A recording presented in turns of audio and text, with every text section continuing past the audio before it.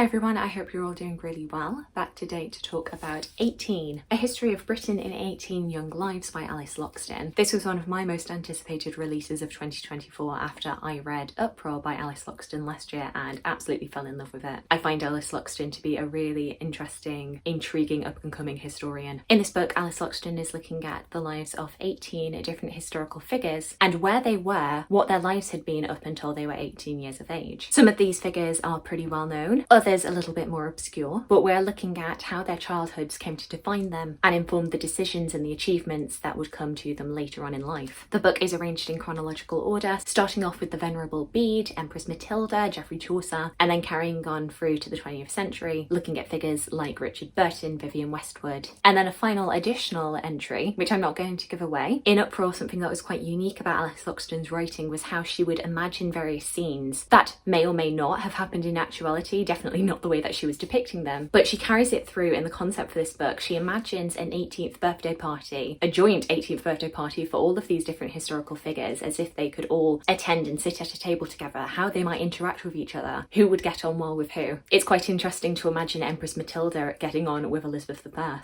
though I do completely understand if people find that kind of trick a bit annoying or a bit gimmicky, if you just want to get the facts and only the facts. But for me, I found it quite engaging and charming. And as I say, these are interspersed with short biographies of each of these different historical figures and what their lives were like before they turned 18. Some of these figures are royalty, as we see with Empress Matilda. Some were scholars, like the Venerable Bede. We have artists, actors, writers, sportsmen, entertainers. They come from the upper echelons of society all the way down to the lowest rungs. People who led very unassuming lives and you might never imagine would make history. And of course there are figures in here that we don't know very much about, but Alice Loxton is bringing them out into the light in order to showcase their contribution. I really like that there's such a variety of different characters in here. Each section is fairly short, but it really does what it came here to do. And it's really interesting, especially for the more famous figures, to kind of think of how they were on a precipice at the age of 18. Their lives could have gone in many different directions, rather than thinking about the achievements of their lives as predestined, particularly when you're looking at figures like Elizabeth I.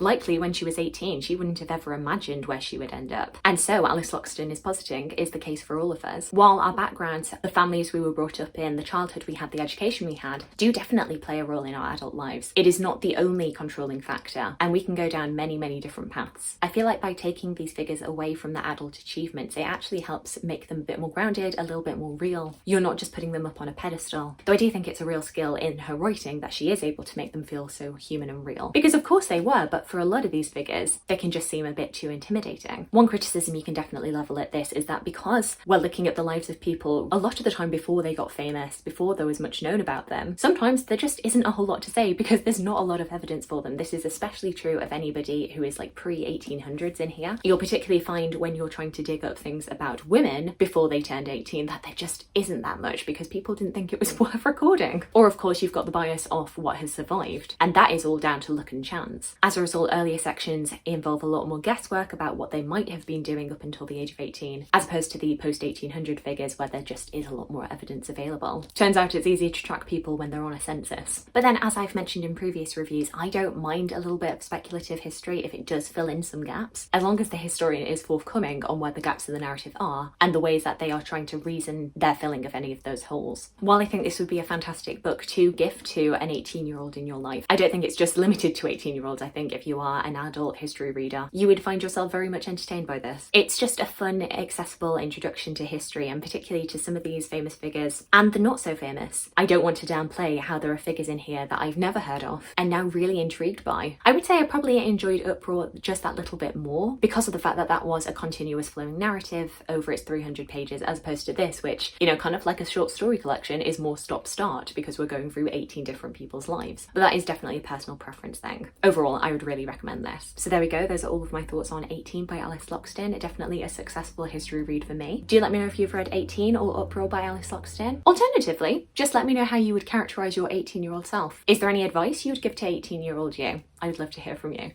I hope you're having a fantastic day, and I look forward to talking to you again soon. Thanks. Bye.